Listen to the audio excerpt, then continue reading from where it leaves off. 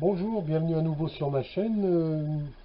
Aujourd'hui, je vais faire un assemblage à 120 degrés, enfin à 30 x 6. Alors, cette vidéo fait un peu suite à la vidéo précédente, qui est d'ailleurs toujours pas en ligne, sur les assemblages à bord relevé, pour faire des petites choses comme ça. Ouais, je sais pas, voilà. Voilà, donc, mais à la place de vous faire une vidéo abracadabra, je coupe et je suis le meilleur et tout se connecte parfaitement, j'ai fait exactement l'inverse. Alors donc là j'ai fabriqué un guide, hein. Bon ça je vous passe les étapes, hein. 120 degrés d'un côté, 120 degrés de l'autre, et l'affaire est dans le sac, hein. Il n'y a pas... Mais là à la place de mettre 120 degrés, j'ai mis 120,3 et 119,7. Donc j'ai volontairement fait le truc de travers. Donc bien entendu j'ai coupé mes 6 pièces, hein, sur le même principe que l'autre vidéo. Et vu le manque de précision du gabarit, eh ben, le résultat s'est pas fait attendre, hein. On a une ouverture là, et une ouverture ici.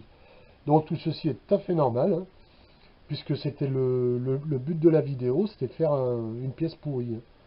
Enfin, pas un but de faire des pièces pourries, mais c'était pour rebondir un petit peu sur beaucoup de vidéos qu'on voit où les gens ils font des assemblages parfaits.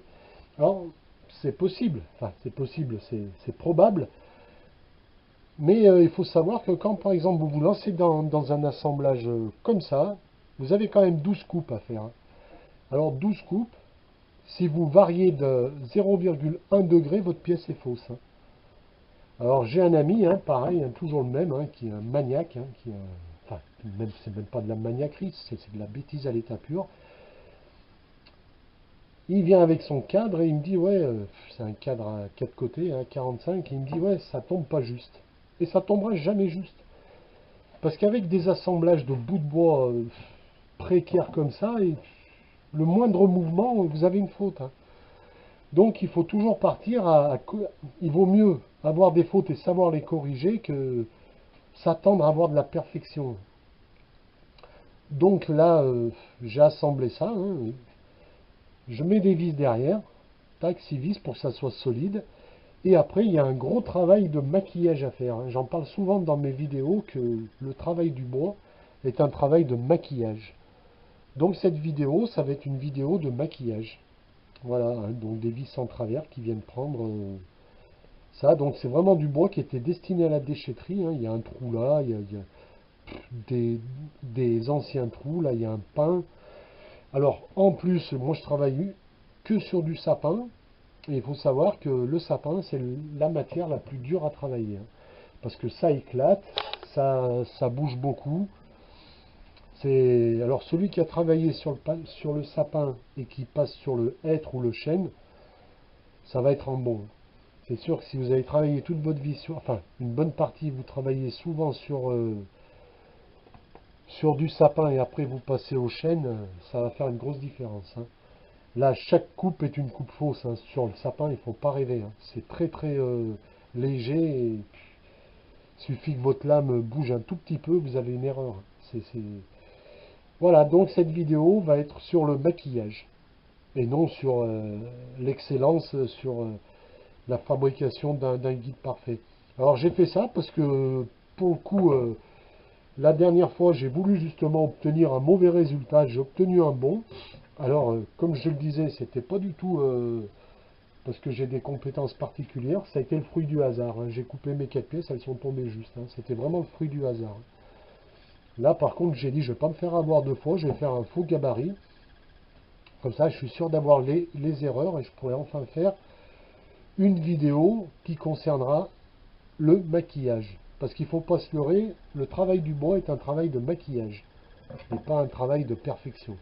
Enfin, maintenant avec des outils numériques ou industriels, on arrive à faire de la perfection, et encore que, si on regarde bien de près, on s'aperçoit que la perfection, ben, elle n'est pas de ce monde, hein. Voilà, donc à tout de suite. Donc me revoilà avec ma pièce pourrie. Donc le but c'est de fermer les... Attendez, je vais réglage, voilà. Le but étant de refermer les... Alors, on prend des vulgaires bouts de bois, hein, c'est des chutes.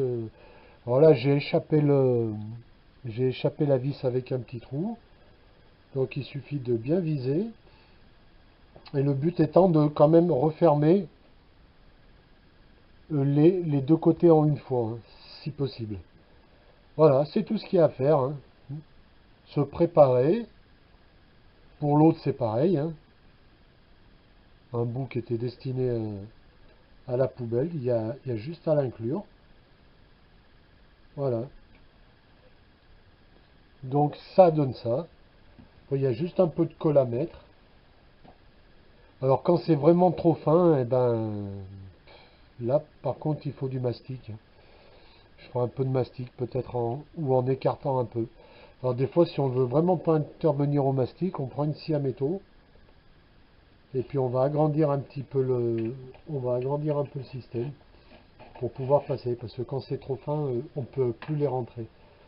Ça demande trop de force et voilà, donc je vais coller ça et puis pour le reste, ah bah, petit à petit, par petits morceaux, bah, on va essayer d'arriver à la fin. Donc voilà, ces deux parties qu'on a fait ensemble là sont collées. Enfin, là j'ai attendu 10-20 minutes et on n'a plus qu'à récupérer son bois.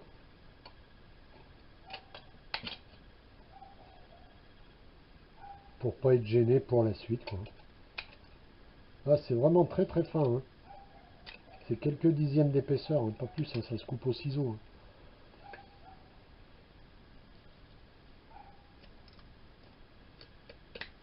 Et ces morceaux de bois bien sûr que je vais garder.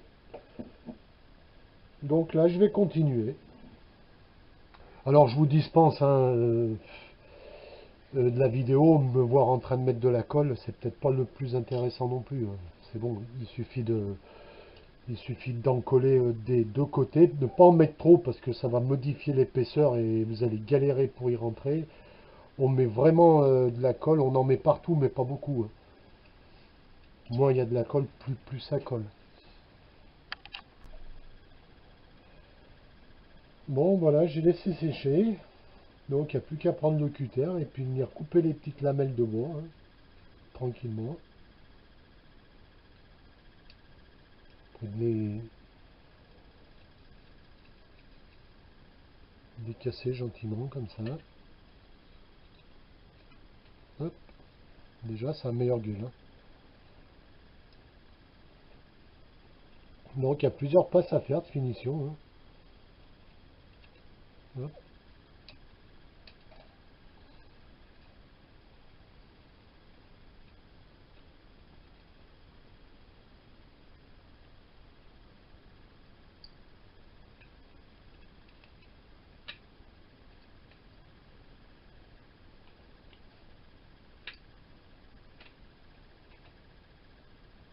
Merde, si je coupe le côté, ça va pas le faire.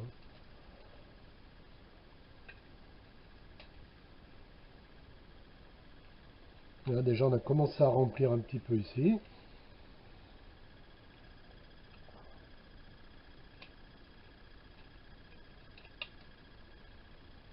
Là c'est pareil. On va venir tailler en dessous. Voilà, on commence à remplir sérieusement.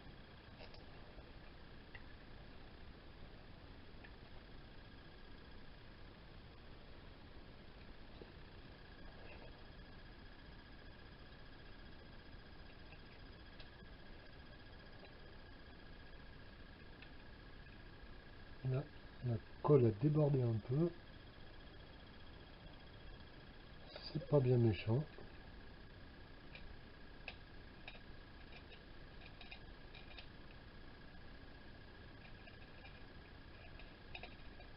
Alors ça prend pas longtemps à faire, hein. Ça prend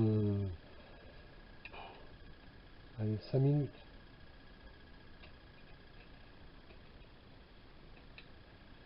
Ouais, le plus long c'est le séchage. Pardon. Voilà, j'en ai rempli ce qu'on a pu. Là on va refaire une tournée. Voilà, ça fait déjà moins dégueu, hein. Je sais pas si vous voyez. Voilà, déjà, là on voit bien qu'il y a une pièce de réparation. Mais bon, une fois verni, là je pense que je vais pas échapper au mastic, là c'est trop fin pour y mettre quelque chose. Après, les gros morceaux, les gros trous comme ça, on fabrique une petite cale, hein. Enfin, une cale, c'est pas la bonne, je l'avais préparée avant. Voilà, avec le cutter, hein, on taille un petit bout de bois qu'on vient mettre ici. Ça rentrait super bien tout à l'heure, hors ligne, maintenant ça rentre plus. Génial. Si, voilà. Hop, il n'y a plus qu'à coller ça ici, à la scie japonaise, machin. Ou alors prendre des tourillons. Un petit bout de tourillon de rien du tout. En plus, j'ai épousé l'angle qu'il fallait. Putain, on voit rien. Hop, il n'y a plus qu'à appuyer. Voilà, le trou est colmaté. Après, pareil, hein. Là, quand j'ai mis les vis, j'ai pris soin de prendre du 6, hein. Donc, bon, c'est pas le tourillon original. Il n'y aura plus qu'à mettre les tourillons qui iront impeccablement dedans.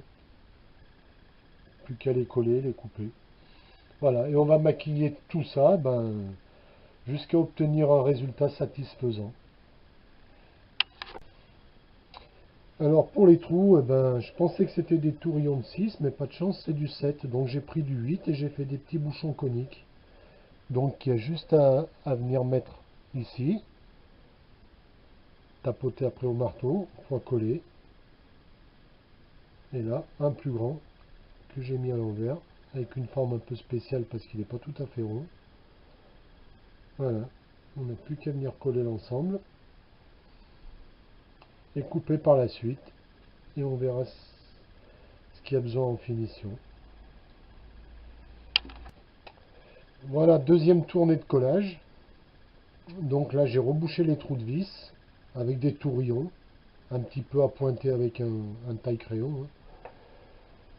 Donc j'ai rentré un peu tout ça. J'en ai remis un peu de partout. Sur le dessus, c'est presque fini. Déjà, on peut voir le résultat qui est déjà satisfaisant par rapport au départ. Je vais laisser sécher, couper tout ça et on se revoit. Bon, nous voilà après le ponçage. Enfin, premier ponçage à 40. Donc voilà, bon, les tourillons ne sont pas de la même essence de bois, donc ça se voit. Bon, ça fait réparation. C'est pas bien méchant. On revient de loin quand même, hein, vu au départ. Là, je sais pas si on peut. Ouais, voilà. Donc il y a quelques reprises à faire au mastic. Je vais essayer de rentrer encore un peu de bois ici. J'en ai profité pour découper le fond, donc à la scie à ruban, hein. Donc là, que ça vient se mettre là. On va venir y coller. Hop. On a encore de la fente, hein, là, c'est pas tombé juste, hein. Ça tombe jamais juste, hein. Donc là, on va maquiller aussi un peu, je sais pas si vous pouvez voir. Ouais. Vous voyez, on a quand même de la fente. Mais c'est pas méchant, hein, ça va se maquiller, hein, c'est pas un problème, hein. Là, sur les bords, pareil, hein. Bon, ça, normalement, ça aurait pas dû être, hein. J'aurais dû prendre du bois correct, hein, mais c'était pour vraiment... voilà, là, c'est pareil. Là, on voit la réparation, mais bon, c'est du bois, hein, c'est des réparations de bois, c'est tout à fait correct, hein, sur l'ensemble. Donc il me reste à coller ça, à maquiller un peu le tour, et puis on verra ce que ça donne à la fin. Donc voilà, après un premier ponçage à 120, donc comme on peut voir sur l'extérieur, hein, c'est tout à fait correct, hein. Vu d'où nous sommes partis et où on est arrivé, hein, donc c'est tout à fait correct, hein. Donc là, il apparaît qu'il y a une petite reprise à faire ici. Alors je pense que je vais mastiquer ici et puis ça sera terminé, hein. Après encore un petit coup de ponçage à 120, donc avec un outil multifonction, comme ceci là, hein, enfin truc classique, hein. Voilà, et cette vidéo va prendre fin. Qu'est-ce qu'il y a à dire de plus? Eh ben rien, il y a un petit lustrage à faire avec un papier spécial, hein. Enfin, c'est même pas un papier. Putain, je l'ai pas sous la main. Je vais... J'aurais dû y préparer avant, mais bon.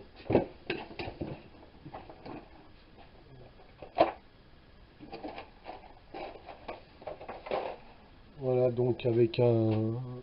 C'est une sorte... Je sais pas ce que c'est, ça ressemble à un Scotch Brite. C'est du K280. Donc c'est une sorte d'éponge pour lustrer après. Alors pour les outils multifonctions, ça n'existe pas. Enfin, ça n'existe pas, j'en ai pas trouvé. Donc j'y ai découpé sur un rond. Voilà, pour que ça puisse s'adapter sur ma machine. Voilà, donc je viens adapter ça là-dessus et ça me permet de lustrer des petites pièces. Voilà, enfin, c'est pas donné, hein, c'est même assez cher comme matériel. On peut y faire à la main, mais bon, moi à la main, j'ai pas trop le... Voilà, et on vient lustrer ça, ça enlève les dernières petites rayures et ça donne un petit peu au toucher, ça fait un peu velours, enfin velours, j'exagère un peu. C'est très agréable une fois lustré, c'est très agréable après au toucher. Bah voilà, ça se termine, hein, voilà, j'espère que ça vous aura un peu aidé. Voilà, j'ai un peu de finition, bien que je sais pas ce que je vais faire de cette pièce. J'y mettrai les clés de voiture dedans, peut-être. Voilà, donc le but n'était pas de faire la pièce, bien sûr, hein, vous l'aurez compris. Alors en début de vidéo, j'ai dit 30 x 6 et c'est 6 x 30 en fait. C'est 6 pièces taillées à 30 degrés, hein, c'est une petite erreur de ma part. C'est le stress, pas des examens, mais de parler tout seul. Voilà. Alors, si vous avez des précisions à me demander, éventuellement, je peux refaire une vidéo spécifique sur une action donnée, ou si vous avez même un projet, je sais pas, de fabriquer quelque chose. En ce moment, je suis en manque d'inspiration. Ça sera avec grand plaisir, si c'est dans mes compétences, bien entendu. Voilà, j'espère que ça vous aura aidé. En tout cas, bonne bricole et à bientôt.